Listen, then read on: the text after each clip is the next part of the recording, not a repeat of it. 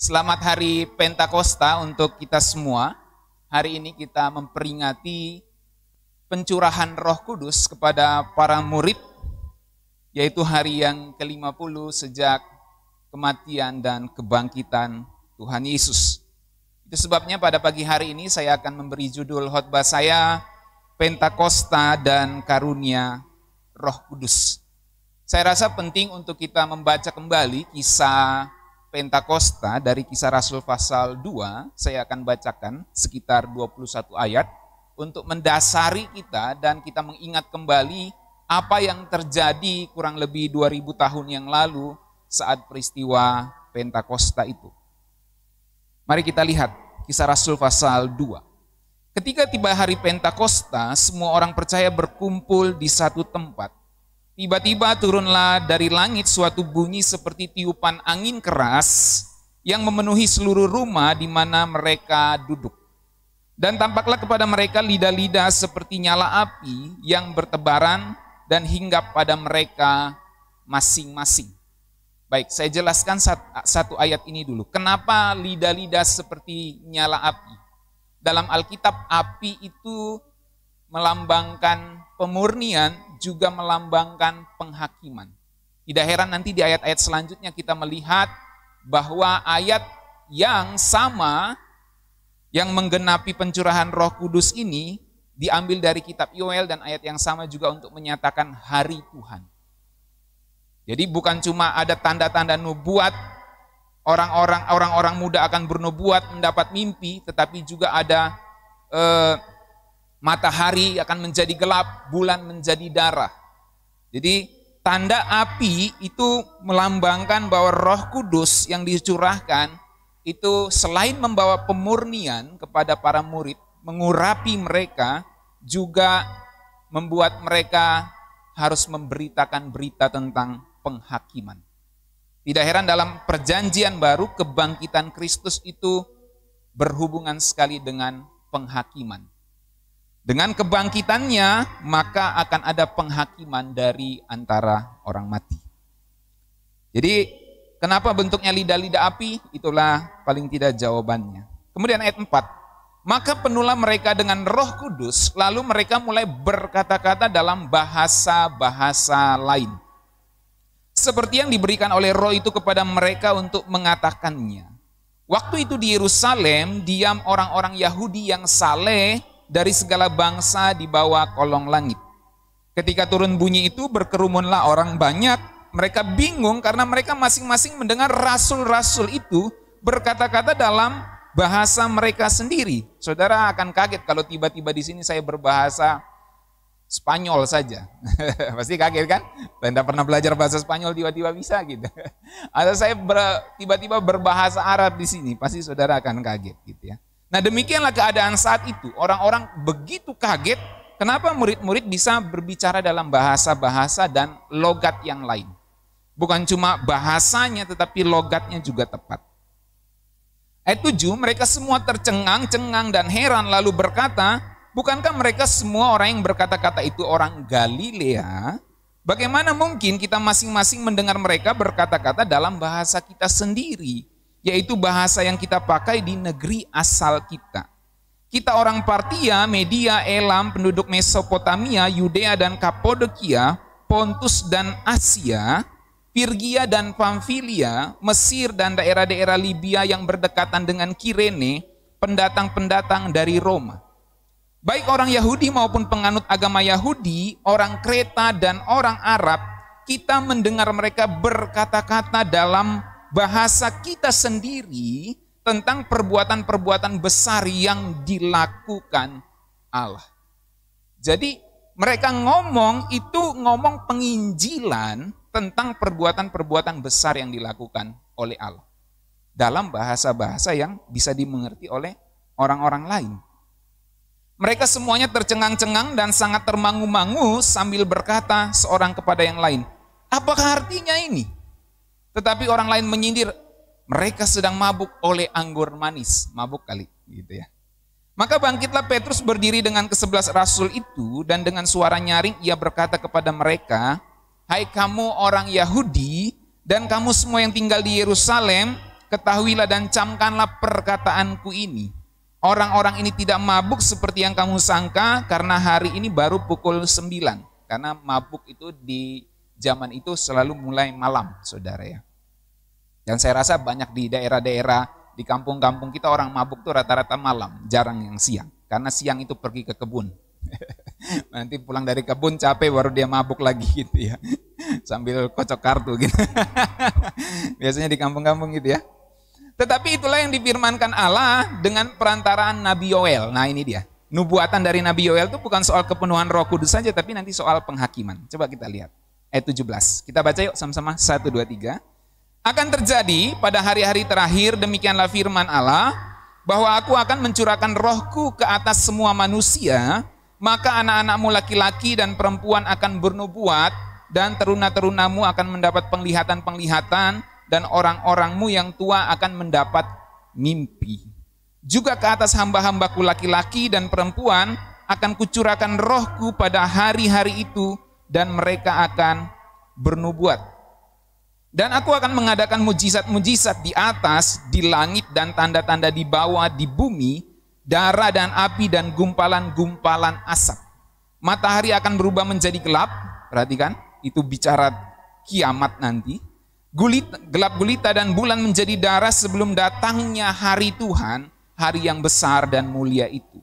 Dan barang siapa yang berseru kepada nama Tuhan akan diselamatkan. Ada satu hal yang menarik lagi, nanti saya tunjukkan bahwa bahasa-bahasa yang diucapkan murid-murid itu ternyata adalah dari daerah-daerah, dari beberapa daerah yang menjadi cakupan waktu Menara Babel itu, saudara. Kalau kita lihat di Kejadian 10. Nah, mari kita lihat terlebih dahulu ada informasi seperti ini. Beberapa sarjana Alkitab mengkontraskan peristiwa Menara Babel dalam kitab Kejadian dengan peristiwa Pentakosta di Kisah Para Rasul. Maksudnya seperti apa? Kalau peristiwa Menara Babel, Tuhan itu mengacaukan bahasa sehingga orang-orang di situ sulit berkomunikasi, betul? Ya, mereka sulit berkomunikasi.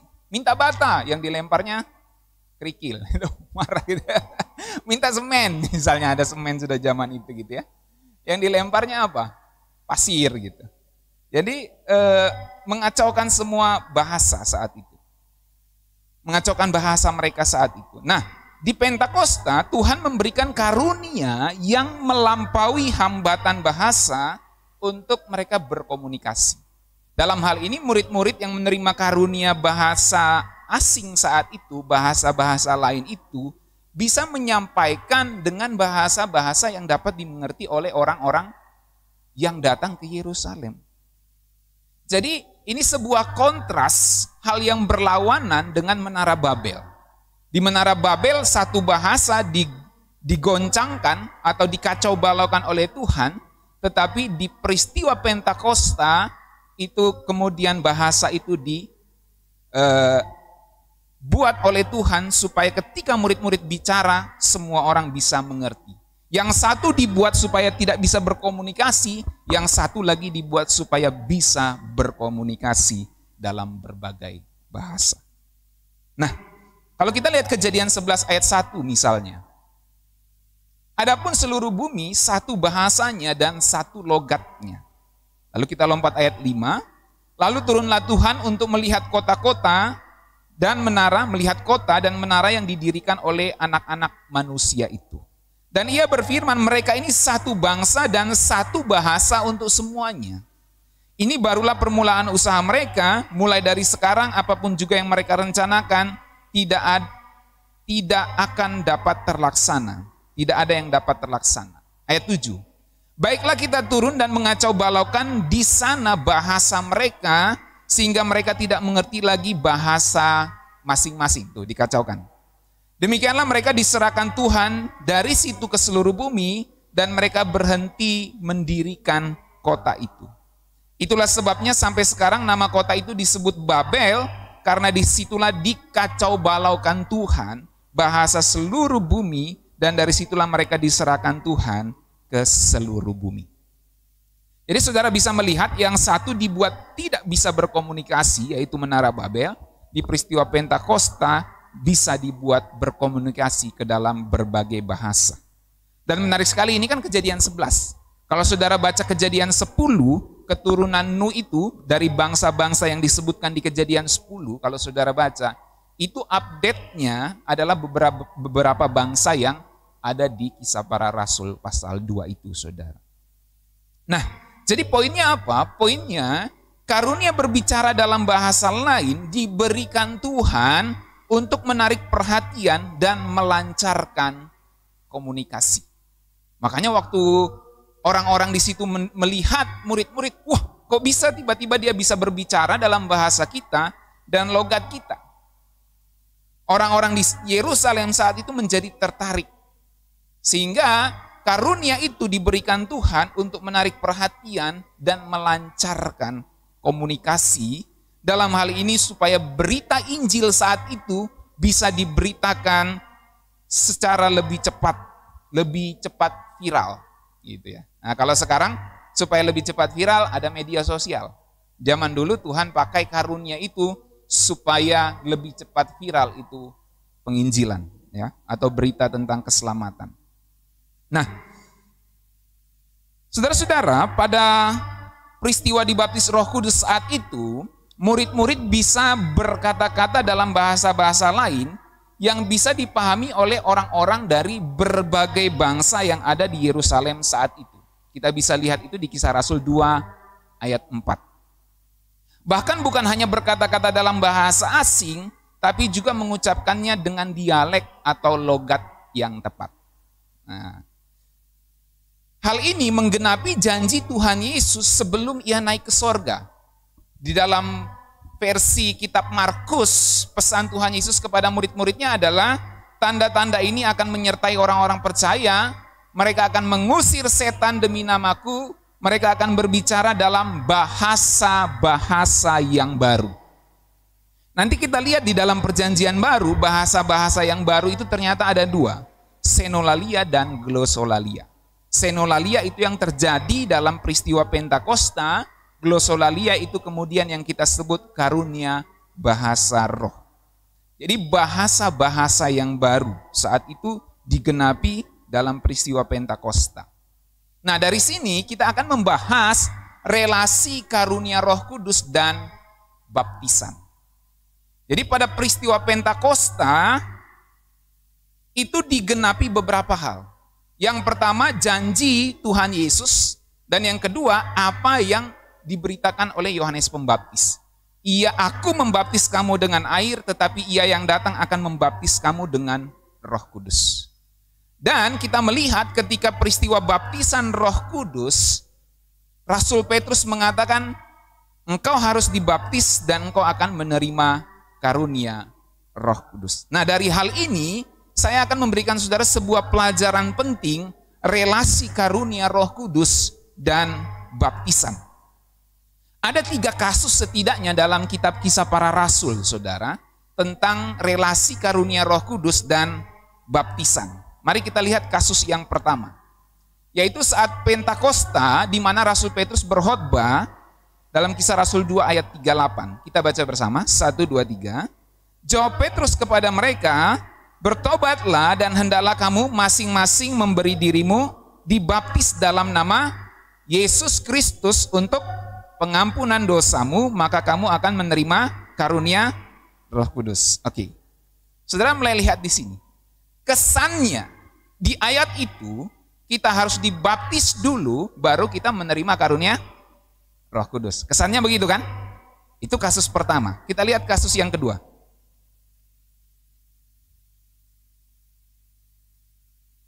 Saat di rumah Kornelius, Rasul Petrus berkhotbah dan orang-orang terima Roh Kudus lalu kemudian dibaptis. Agak terbalik ya. Yang satu dibaptis kesannya lalu terima Roh Kudus, terima karunia Roh Kudus. Di rumah Kornelius orang-orang terima Roh Kudus dulu baru dibaptis. Kita baca Kisah 10 ayat 43 mulai. Tentang dialah semua nabi bersaksi bahwa barang siapa percaya kepadanya, ia akan mendapat pengampunan dosa oleh karena namanya. Ini khotbahnya Rasul Petrus di rumah Kornelius. Ketika Petrus sedang berkata demikian, turunlah Roh Kudus ke atas semua orang yang mendengarkan pemberitaan itu. Dan semua orang percaya dari golongan bersunat yang menyertai Petrus tercengang-cengang karena melihat bahwa karunia Roh Kudus dicurahkan ke atas bangsa-bangsa lain juga. Nah, ini menarik. Sebab mereka mendengar orang-orang itu berkata-kata dalam bahasa roh dan memuliakan Allah. Lalu kata Petrus, bolehkah orang mencegah untuk membaptis orang-orang ini dengan air, sedangkan mereka telah menerima Roh Kudus? Artinya orang-orang ini dibaptis dulu oleh Roh Kudus, padahal belum dibaptis oleh air, belum dibaptis dengan baptisan air. Gitu. Menarik ini ya kasusnya. Kalau yang di Kisah Rasul pasal 2, mereka dibaptis air kebanyakan lalu menerima Roh Kudus. Lalu ia menyuruh mereka dibaptis dalam nama Yesus Kristus. Nah, itu kasus yang kedua, saudara. Sekarang kita lihat kasus yang ketiga. Saat Rasul Paulus menginjil di Efesus, ia bertemu orang-orang percaya yang belum terima, bahkan belum pernah dengar ada Roh Kudus. Dalam Kisah 19 ayat 1, ketika Apolos masih di Korintus, Paulus sudah menjelajah daerah-daerah pedalaman dan tiba di Efesus. Di situ didapatinya beberapa orang murid. Katanya kepada mereka, sudahkah kamu menerima Roh Kudus ketika kamu menjadi percaya? Ini udah percaya nih, tapi belum menerima Roh Kudus gitu ya. Sudahkah kamu menerima Roh Kudus ketika kamu menjadi percaya? Menarik ya. Akan tetapi mereka menjawab dia, belum. Bahkan kami belum pernah mendengar bahwa ada Roh Kudus. Lalu kata Paulus kepada mereka, kalau begitu dengan baptisan manakah kamu telah dibaptis? Jadi paling tidak dari dialog ini kita bisa mulai melihat di pikiran para rasul adalah baptisan memiliki relasi erat dengan karunia Roh Kudus. Baptisan memiliki relasi erat dengan apakah kita sudah menerima Roh Kudus atau tidak. Paling tidak itu yang bisa kita dapatkan dari dialog ini. Makanya ditanya, dengan baptisan manakah kamu telah dibaptis? Jawab mereka, dengan baptisan Yohanes. Kata Paulus, baptisan Yohanes adalah pembaptisan orang yang telah bertobat. Dan ia berkata kepada orang banyak bahwa mereka harus percaya kepada Dia yang datang kemudian daripadanya, yaitu Yesus. Ketika mereka mendengar hal itu, mereka memberi diri mereka dibaptis dalam nama Tuhan Yesus. Karena saat Yohanes membaptis, tujuan pembaptisan itu untuk bertobat dari dosa-dosa, untuk melakukan kembali hukum Tuhan secara benar. Yohanes tidak mengajarkan kita harus percaya kepada Tuhan Yesus, sebab waktu itu Tuhan Yesus belum tampil memberitakan Injil dengan lebih intens saat itu. Ya. Jadi jelas sekali baptisan Yohanes walaupun ada tersirat mengarahkan kepada Yesus, tetapi belum mengarahkan iman kepada Tuhan Yesus. Sehingga orang-orang yang dibaptis itu baptis bertobat dari perbuatan dosanya. Jangan menagih lebih lagi, kata Yohanes Pembaptis. Tapi belum diarahkan untuk percaya kepada Sang Mesias Tuhan Yesus. Nah, itu baptisan Yohanes Pembaptis. Baptisan Kristen yang dilakukan para rasul setelah kenaikan Kristus mengarahkan orang-orang untuk percaya kepada Tuhan Yesus. Sehingga orang-orang yang telah dibaptis dalam baptisan Yohanes harus dibaptis kembali untuk percaya kepada Tuhan Yesus. Itulah kasus yang terjadi di sini, saudara. Jadi ini bicara imannya, bukan soal dibaptis berulang-ulang, tapi bicara soal imannya. Yang waktu di Yohanes Pembaptis itu belum mengarahkan iman kepada Yesus Kristus. Tetapi baptisan yang satu ini, baptisan yang mengarahkan kepada iman kepada Tuhan Yesus Kristus. Itu yang dimaksud baptisan dalam nama Tuhan Yesus. Nah, ayat ini pun jadi perdebatan juga, saudara. Ada gereja-gereja tertentu yang membaptis pakai dalam nama Yesus. Loh, kenapa baptisan dalam nama Yesus? Bukankah di Matius dikatakan baptislah mereka dalam nama Bapa, Anak, dan Roh Kudus? Nah, gereja-gereja tertentu itu bilang, baptisan itu dalam nama Yesus. Buktinya rasul-rasul itu baptis dalam nama Tuhan Yesus. Nah, penjelasannya sederhana. Baptisan dalam nama Tuhan Yesus di sini dibaptiskan dibandingkan maksud saya dengan baptisan Yohanes Pembaptis. Jadi dibaptis dalam nama Yesus, Tuhan Yesus, artinya dibaptiskan untuk beriman kepada Tuhan Yesus. Bagaimanakah formula waktu para rasul itu membaptis orang-orang? Apakah mereka mengatakan, saya baptis engkau di dalam nama Bapa, Anak, dan Roh Kudus? Apakah mereka mengatakan, saya baptiskan engkau di dalam nama Tuhan Yesus? Atau apakah mereka mengatakan, saya baptiskan engkau di dalam nama Bapa, Anak, dan Roh Kudus, yaitu Tuhan Yesus? Kita nggak pernah tahu. Jadi tidak usah diperdebatkan. Intinya kita percaya kepada Tuhan Yesus. Itulah yang dimaksudkan dibaptis dalam nama Tuhan Yesus. Tidak heran juga itu bentuknya pasif. Hendak menunjukkan bahwa dibaptis dalam nama Tuhan Yesus itu bukan sebuah formula ucapan, saya baptiskan engkau dalam nama Tuhan Yesus, bukan. Tapi itu menunjukkan sebuah pernyataan bahwa baptisan Yohanes itu berbeda dengan baptisan yang dilakukan oleh para rasul. Karena ini mengarahkan iman kepada Yesus yang mati dan bangkit dari kematian. Oke. Kisah 19 ayat 6. Ketika Paulus menumpangkan tangan di atas mereka, turunlah Roh Kudus ke atas mereka. Dan mulailah mereka berkata-kata dalam bahasa roh dan bernubuat. Jumlah mereka adalah kira-kira 12 orang. Nah, apa kesimpulan dari setiap kasus yang kita sudah pelajari tadi ini? Yang pertama, kita paling tidak tahu ada 2 macam baptisan, yaitu dibaptis Roh Kudus dan dibaptis air. Kalau mau tambahin baptisan Yohanes, itu termasuk baptisan air. Ya. Jadi ada 2 macam baptisan, baptisan Roh Kudus, baptisan air. Nah, dari kasus-kasus tadi kita menemukan terkadang dibaptis Roh Kudus dulu, baru dibaptis air. Dibaptis Roh Kudus saat itu ditandai dengan berbahasa roh atau mengucapkan bahasa-bahasa yang lain. Dan tidak mutlak seseorang dibaptis Roh Kudus baru dibaptis air. Sebab ada orang yang dibaptis air terlebih dahulu baru dibaptis oleh Roh Kudus. Nah, itu paling tidak kesimpulan yang kita bisa dapatkan. Yang kedua, karunia Roh Kudus bisa diberikan sebelum atau sesudah ritual baptisan air. Terbukti tadi di rumah Kornelius, orang-orang menerima Roh Kudus dulu, berkata-kata dalam bahasa lain, baru akhirnya dibaptis. Jadi tidak mutlak orang yang sudah dibaptis itu langsung menerima karunia Roh Kudus. Langsung menerima baptisan Roh Kudus. Yang pasti karunia Roh Kudus mulai diberikan setelah seseorang dibaptis oleh Roh Kudus. Jadi itu yang pastinya. Nah, dalam hal ini saya simpulkan titik awal atau inisial poin seseorang menerima karunia Roh Kudus itu bukanlah saat ia dibaptis air, tapi saat ia dibaptis Roh Kudus. Jadi kalau saudara adalah orang-orang yang sudah dibaptis Roh Kudus, maka saudara adalah orang-orang yang sudah menerima karunia dari Tuhan. Karunia roh. Kalau orang dibaptis air saja, tapi belum dibaptis Roh Kudus, maka Tuhan belum memberikan karunia roh itu kepada orang itu.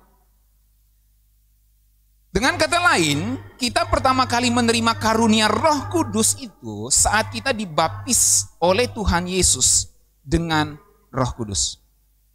Pernyataan atau definisi dibaptis Roh Kudus itu penting sekali kita pahami. Bahwa yang membaptis itu bukan Roh Kudus, tetapi Tuhan Yesus yang membaptis dengan Roh Kudus. Tuhan Yesus yang membaptis, sarananya, medianya adalah Roh Kudus. Kalau saya membaptis saudara, maka saya pembaptisnya, media atau sarananya adalah air.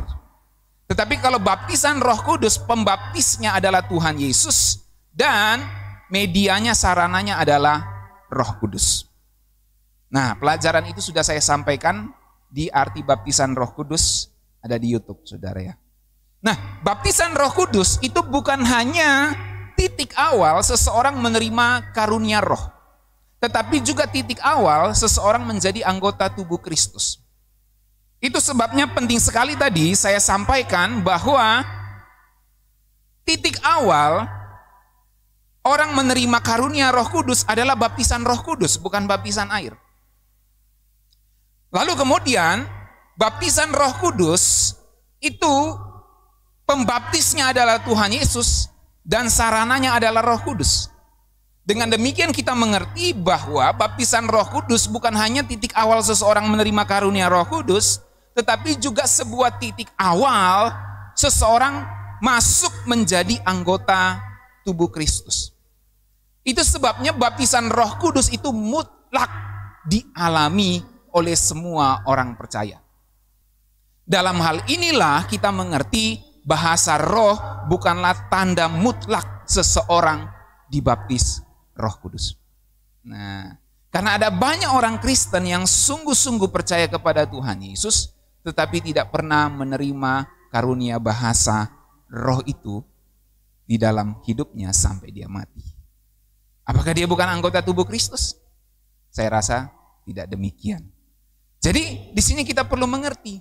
Itu sebabnya kalau saudara ingat khotbah saya beberapa minggu yang lalu yang saya berikan spoiler itu, karunia Roh Kudus itu berhubungan dengan baptisan Roh Kudus itu berhubungan dengan karunia, berhubungan dengan tubuh Kristus, berhubungan dengan murtad nanti. Ya. Tetapi kita belum bahas itu. Nah, paling tidak dari sini kita mengerti kita menjadi anggota tubuh Kristus ketika kita sudah menerima baptisan Roh Kudus. Dan tandanya adalah karunia.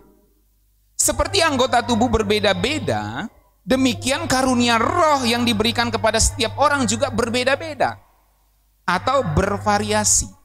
Saya ini tidak punya karunia menyanyi, saudara. Bisa menyanyi, bisa menyanyi, tetapi tidak mempunyai bakat secara khusus untuk menjadi penyanyi.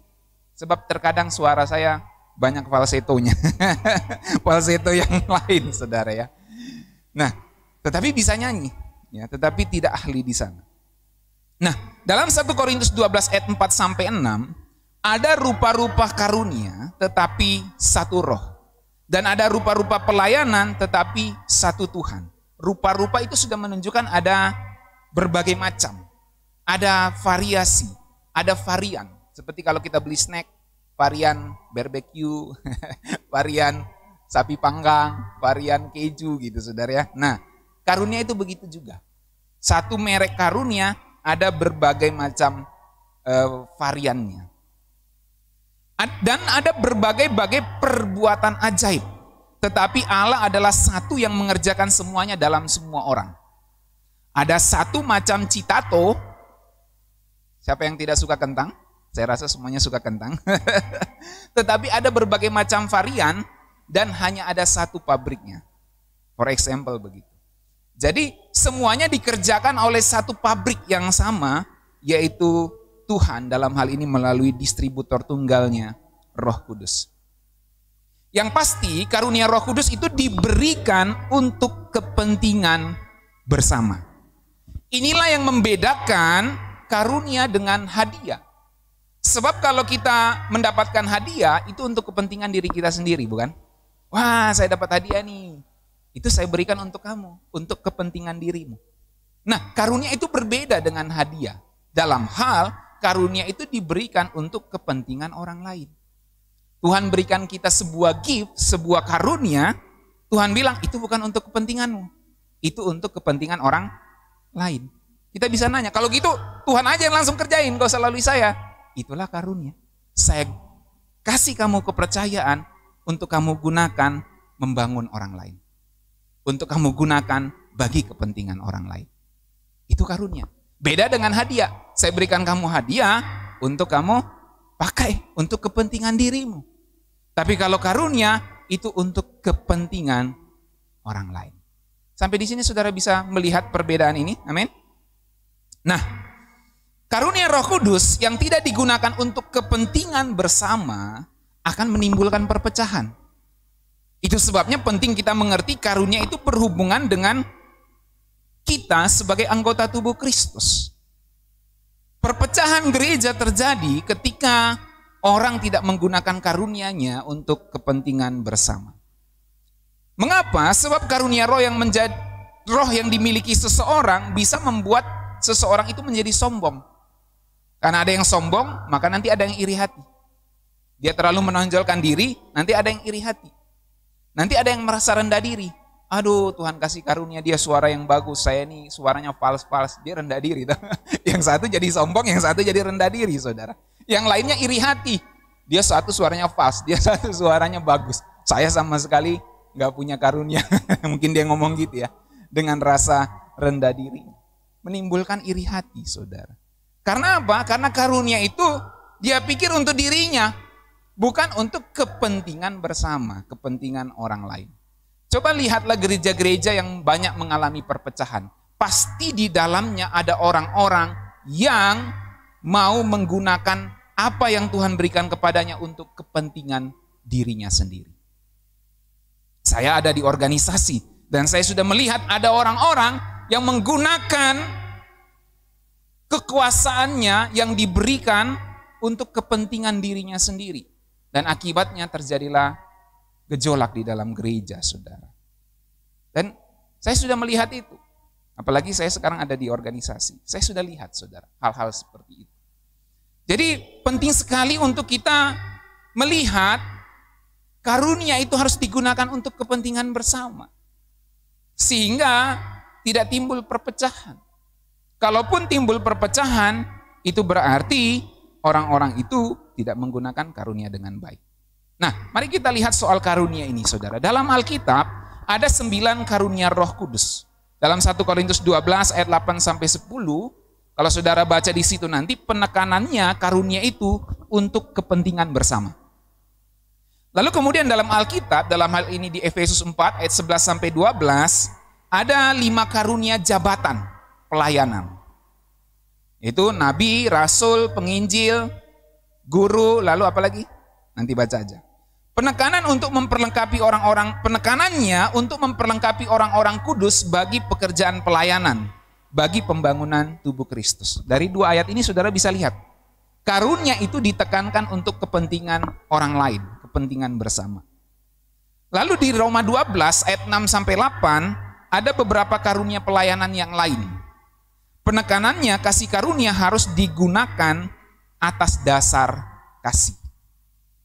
Ini semua menunjukkan soal karunia itu jelas untuk kepentingan bersama supaya tidak terjadi perpecahan. Dan dasar dari semua itu haruslah kasih, bukan kepentingan diri sendiri. Jadi pertanyaannya sekarang adalah, apa karunia kita? Duh, nggak tahu Pak. Karunia saya apa ya? Nah, pertanyaan-pertanyaan ini akan menolong kita. Yang pertama, apa yang ada pada kita yang bisa kita gunakan untuk kepentingan bersama? Mungkin saja itu adalah karunia yang Tuhan telah berikan kepada kita. Yang kedua, apa yang mungkin bisa membuat kita sombong? Wah, suara saya bagus. Wah, saya pintar khotbah. Wah, saya banyak duit nih. Mungkin Tuhan kasih kamu karunia untuk bermurah hati gitu ya. Jadi apa yang bisa membuat kita sombong? Jangan-jangan itu adalah karunia. Bukankah iblis jatuh karena dosa kesombongannya? Kan dia dikasih karunia luar biasa itu. Malaikat yang jatuh itu. Tapi karena karunia itu dia menjadi sombong. Jadi seringkali karunia itu adalah sesuatu yang membuat kita sombong. Nah, jadi jangan sampai kita gunakan karunia itu untuk menjadi sombong. Yang ketiga, apa yang mungkin membuat orang lain iri pada kita? Jangan-jangan itu karunia kita.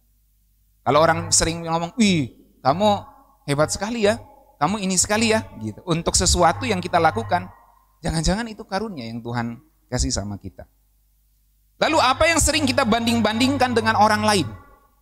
Kita rasa rendah diri, kita banding-bandingkan dengan orang lain. Jangan-jangan itu karunia yang tidak kamu kembangkan.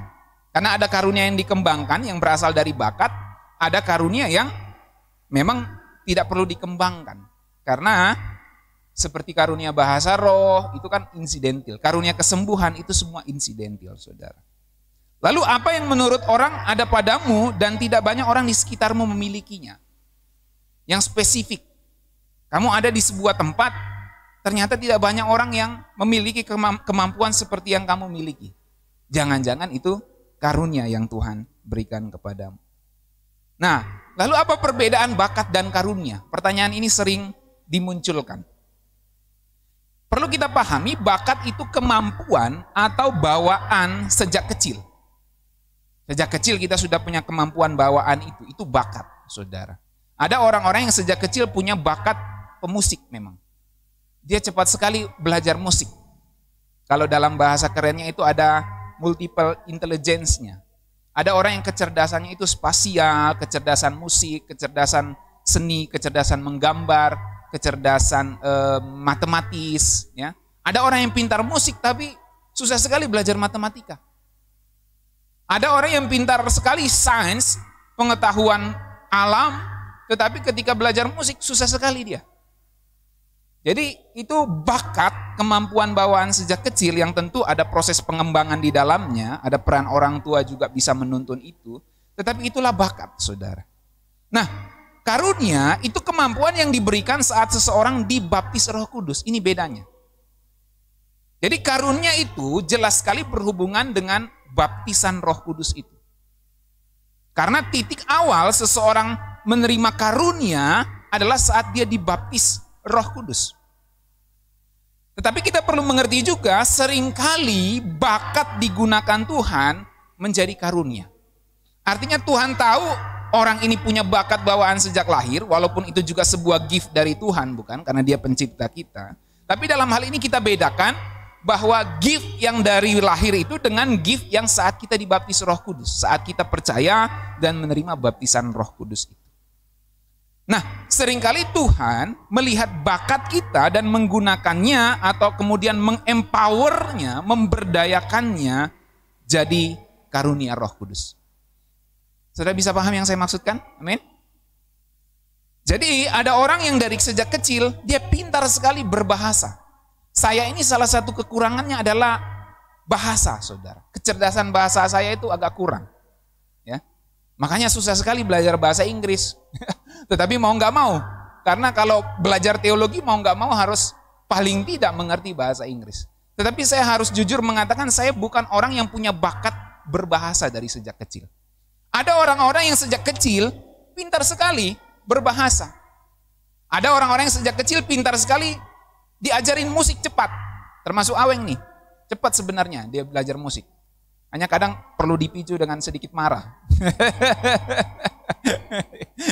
Ya, ada triggernya harus kadang ya. Nah, tapi kalau diajarin matematika, minta ampun susahnya, saudara. Tapi kalau musik begini-begini ya, Om Pendeta ajarin, cepet ya. Gitu. Jadi ada orang yang memang kecerdasannya itu di satu bidang. Nah, pada titik tertentu ketika kita menerima baptisan Roh Kudus, bakat itu bisa digunakan Tuhan untuk menjadi karunia. Saudara tahu, saya ingat sekali ketika orang berkhotbah, saya kan ini anak pendeta. Seringkali bapak saya, mama saya khotbah, saya perhatikan. Mereka berkhotbah gini. Nah, dari sejak kecil saya itu sering pegang Alkitab. Terus saya ikuti tiru bapak mama saya itu. Kakak saya juga begitu, maksudnya kakak saya yang pelayan Tuhan, dia berkhotbah, saya tiru, saya pegang Alkitab lalu saya ngomong sembarangan aja. Gitu. Tapi yang saya ngomong tuh bukan sembarang dalam pengertian ngoceh-ngoceh gitu. Saya dengar khotbah, saya rekam, saya ulangi apa yang dikhotbahkan itu. Ngomong saudara, kayak pengkhotbah. Saya ingat-ingat sekarang, wah ternyata memang Tuhan kasih tahu bakat saya itu dari sejak kecil tuh berbicara di depan banyak orang. Makanya saya tuh ngomong di 100 orang, ngomong di 1000 orang, biasa aja. Ngomong di jemaat kecil, saudara-saudara seperti ini, ngomong di KKR besar yang banyak orang, saya nggak pernah gentar tuh. Orang bilang, kamu demam panggung nggak? Nggak pernah, biasa aja saya. Ngomong mau di hadapan orang-orang pintar sekalipun, biasa aja saya. Kenapa? Sejak kecil saya punya bakat itu, bicara dan Tuhan gunakan jadi karunia. Beda dengan istri saya. Istri saya itu paling gentar kalau dia ngomong di depan banyak orang. Dia mesti latihan berkali-kali, dia mesti tanya-tanya saya, gimana sih? Hani kok bisa sih ngomong di banyak orang? Seringkali dia tanya, kalau habis pelayanan di tempat yang besar gitu, di hadapan orang yang lebih dari 300-an orang, dia tanya, apa? Ada rasa gemetar enggak? Biasa aja saya, saudara. Karena saya dari kecil tuh udah bicara, udah biasa di hadapan banyak orang. Ya mungkin karena anak pendeta juga, jadi ada bakat bawaan itu, saudara. Tapi ada orang tuh yang demam panggungnya itu begitu tinggi. Betapa sulitnya dia menguasai panggung. Nah, ini bawaan, saudara, bakat sejak lahir yang kemudian dikuduskan, di empowering oleh Roh Kudus, kemudian menjadi bakat seorang pengkhotbah misalnya, atau pembicara, atau pembawa pidato, ya. Dalam 1 Korintus 12 ayat 7, tetapi kepada tiap-tiap orang dikaruniai penyataan roh untuk kepentingan bersama. Jadi karunia itu diberikan untuk kepentingan bersama. Dalam terjemahan New English Translation menarik sekali. For the benefit of all. Untuk keuntungan bersama. Jadi kalau kita mau untung, karunia kita ini harus kita gunakan untuk kepentingan bersama. Itu sebabnya kepentingan dan keuntungan bersama tercipta ketika setiap orang menggunakan karunia roh untuk melayani orang lain, bukan dirinya sendiri. Ketika seseorang menggunakan karunia untuk kepentingan dirinya sendiri, yang terjadi adalah perpecahan. Tetapi ketika setiap orang menggunakan karunia roh untuk melayani orang lain, yang tercipta adalah kepentingan dan keuntungan bersama. Benefit of all.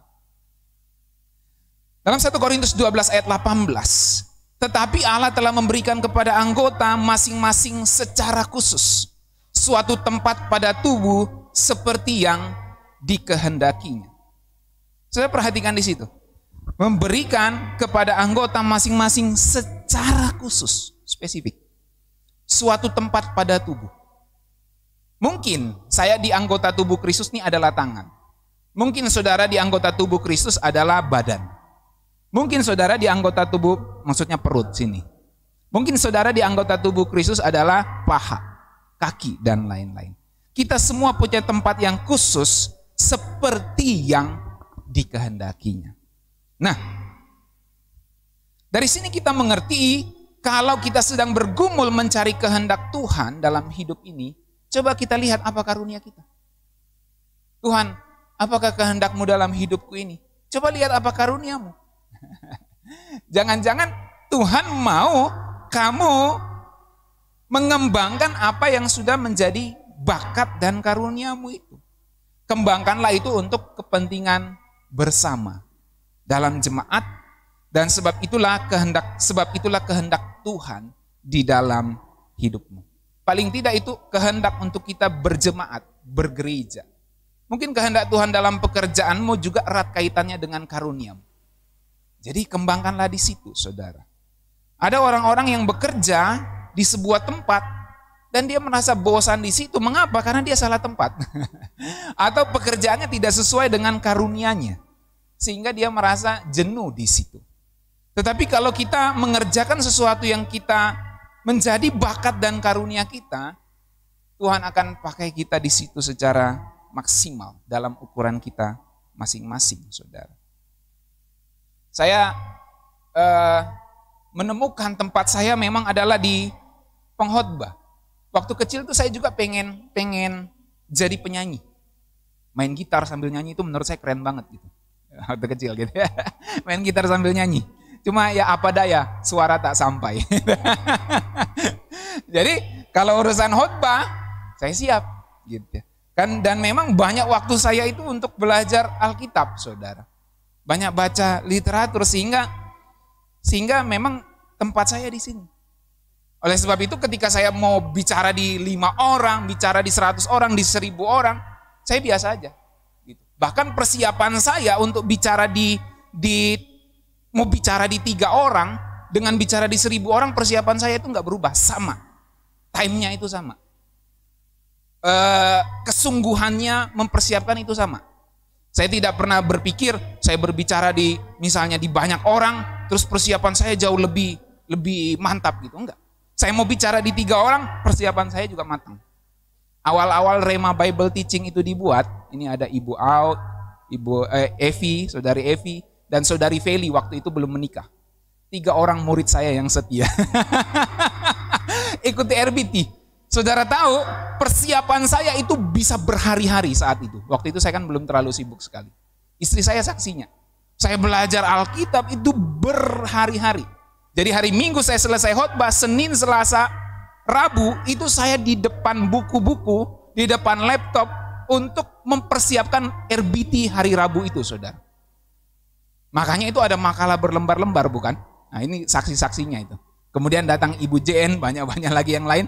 Lalu proses ada pandemi, akhirnya kita buat lewat online sekarang.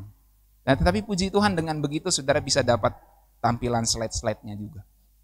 Nah itu kalau saya buat makalahnya itu bisa berlembar-lembar lagi, saudara. Pernah satu kali RBT itu bisa sampai 12 halaman makalahnya. Mau diselesaikan dalam 1,5 jam tuh.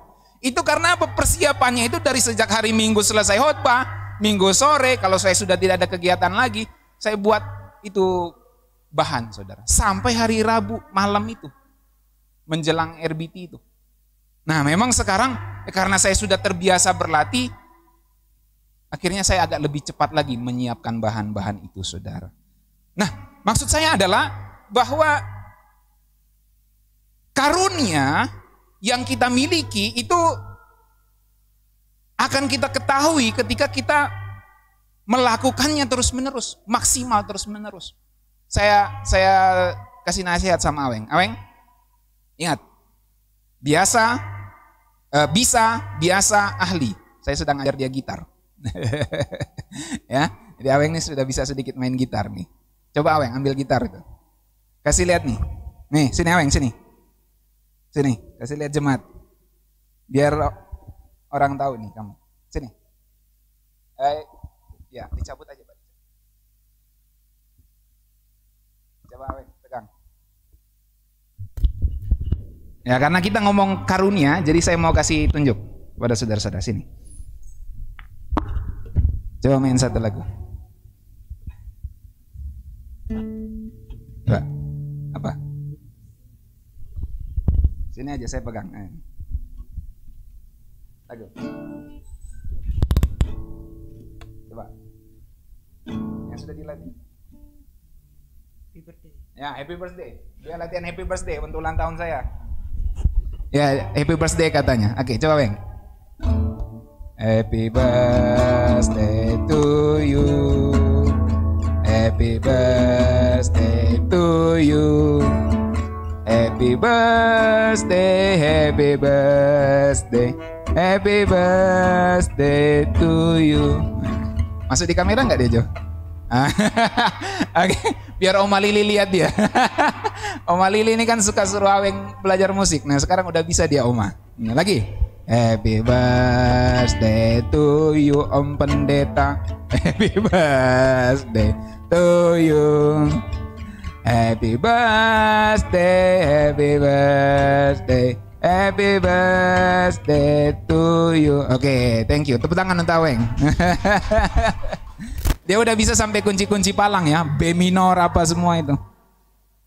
Nah, waktu dia latihan tuh, waduh, dalam tanda kutip saya siksa sedikit dia. Harus, ya. Kan dia pertama kali bunyi itu nggak bunyi-bunyi itu gitar, saudara. Tapi dipaksain terus. Karena saya lihat salah satu bakat dia ini musik. Ya. Dia cepat sekali diajar musik. Buktinya diajar drum cepat, diajar gitar cepat, diajar piano, keyboard dia sudah bisa beberapa kunci. Cepat, saudara. Tapi kalau diajar matematika, saya pusing 7 keliling. Tapi ada bisa, cuma belum biasa aja. Tapi kalau dilatih terus mungkin bisa.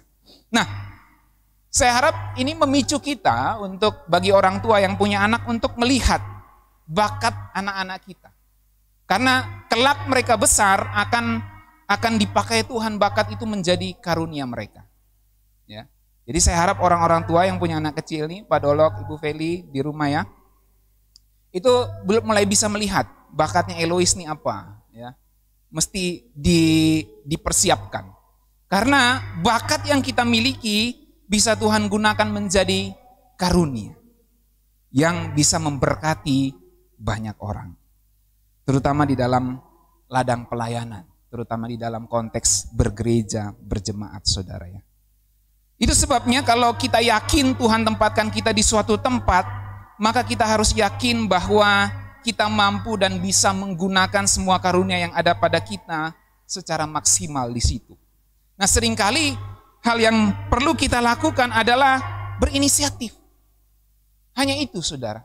Ada orang yang punya karunia, tapi dia tidak menggunakannya karena dia tidak mau berinisiatif untuk menggunakan karunia itu. Nah, saudara perlu tahu seringkali pendeta itu agak segan ngajak orang-orang. Kamu WL ya, kamu main musik ya, kamu IT ya. Nah, ini anak-anak muda saya mau kasih tahu. Ya, dari sisi pendeta. Pendeta itu bukan tidak mau melibatkan, tapi seringkali lebih memikirkan kalian sibuk. Jadi kalau mau diminta kesediaannya untuk membantu, misalnya di sini Joshua membantu IT apa, kita agak segan juga sama kalian karena kita menghormati kesibukan kalian. Nah, itu sebabnya seringkali yang perlu dilakukan oleh orang-orang yang dikaruniai Tuhan adalah berinisiatif. Pak Pendeta, saya mau bantu nih IT.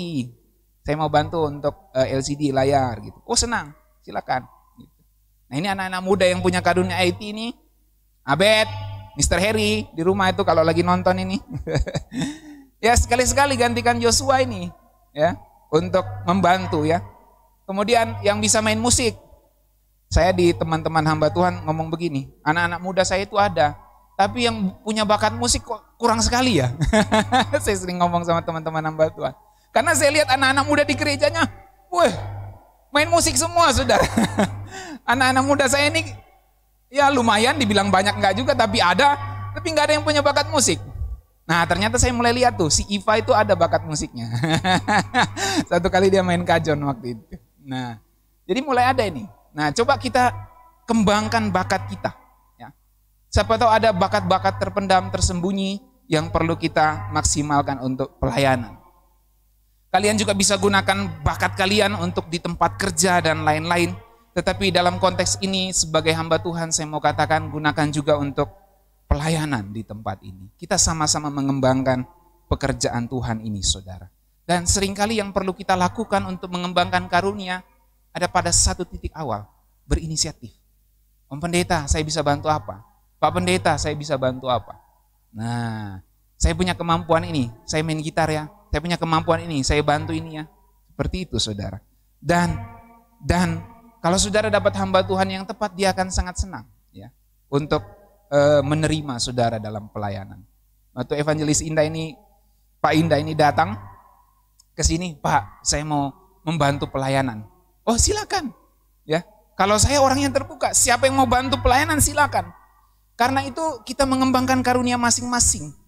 Dan puji Tuhan sampai hari ini Evangelis Indah Wijaya setia membantu kita. Ada bakat-bakatnya, apalagi bisa main musik, membantu, bisa berkhotbah, bisa menginjil. Itu kita gunakan bersama-sama untuk mengembangkan pelayanan pekerjaan Tuhan, saudara. Nah, saya harap anak-anak muda seperti itu juga. Ya, berinisiatif untuk melayani pekerjaan Tuhan. 1 Petrus 4 ayat 10, saya akhiri dengan ayat ini.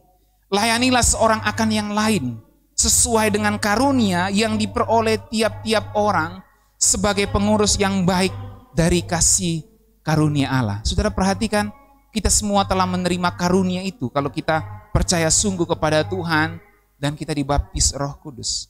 Sekarang kita harus menjadi pengurus yang baik dari kasih karunia Allah. Saudara mau jadi pengurus yang baik dari kasih karunia Allah, amin? Saya mau, saya berharap kita semua mau. Dalam terjemahan bahasa Indonesia sehari-hari, kalian masing-masing sudah menerima pemberian-pemberian yang berbeda-beda dari Allah. Sebab itu sebagai pengelola yang baik dari pemberian-pemberian Allah, hendaklah kalian menggunakan kemampuan itu untuk kepentingan bersama. Hari ini kita sudah belajar bahwa Pentakosta adalah momen di mana Roh Kudus dicurahkan, di mana ada karunia Roh Kudus mulai diberikan. Dan sekarang kita menerima penerapan praktisnya dalam hidup kita, bahwa kita harus menjadi pengelola yang baik dari kasih karunia Allah yang dipercayakan kepada kita untuk kepentingan bersama. Saya mau lihat ada ibu-ibu juga yang bisa singer nanti di depan. Saya mau lihat ada pria-pria yang bisa jadi WL, karena WL kita ini semuanya wanita. Ada pria-pria yang bisa jadi WL ya. Kalau saya mau WL kan nggak elok juga gitu. Ada suaranya yang lebih bagus. Mungkin Evangelis Indah Wijaya bisa WL suatu kali. Atau mungkin Pak Saptemo kalau mumpung ada di sini bisa WL. Tapi masing-masing pada karunianya maksud saya. Joshua mungkin bisa sekali-sekali bisa jadi WL. Abednego mungkin di rumah, atau Pak Dolok mungkin. Maybe 1-2 kali bisa jadi WL ya. Semua kita bisa melayani Tuhan kalau kita punya bakat yang bisa dikembangkan untuk masing-masing. Oke, saya berharap ini menyegarkan kita, memberikan kita penajaman perspektif tentang karunia Roh Kudus yang ada di dalam Alkitab, dan saya berharap kita bisa menggunakan karunia kita semua dengan baik. Saya akhiri dengan berdoa. Mari kita berdoa. Bapa kami di surga, terima kasih. Kami mengingat peristiwa Pentakosta hari ini di mana Roh Kudus dicurahkan dan Engkau memberikan karunia-karunia melalui Roh Kudus itu dalam hidup kami semua.